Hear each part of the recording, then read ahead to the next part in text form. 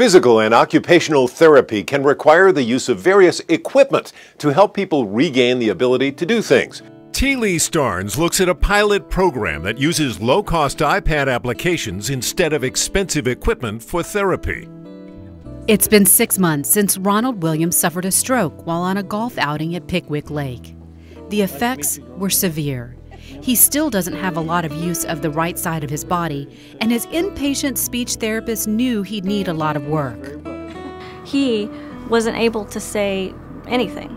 So he could comprehend what you were saying fairly well, but he wasn't able to get his needs and wants across. But he was able to read and be able to point to the device and say, I'm thirsty, I need a drink, whatnot. So this really opened up the doors for him to get his needs and wants met. There are at-home machines specifically designed for speech therapy, but they're expensive. The therapist at Baptist Rehab-Germantown did some checking and found they could use a less expensive iPad for speech therapy. In fact, many free or low-cost apps are designed for that purpose. Before the iPad, and we still do this some, is send home homework like pencil and paper tasks out of workbooks, where they can go home and they have homework that they can do with their spouse or alone if they're able, and then bring the homework back, and then we would check it and see what they did right and what they did wrong and go over it. In the days after his stroke, Williams had to use flashcards to communicate.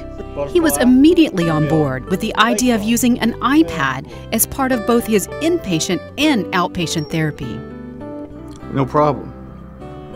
In fact, I had an iPad at home. Williams has made a lot of progress in relearning how to speak and remembering information during the therapy process.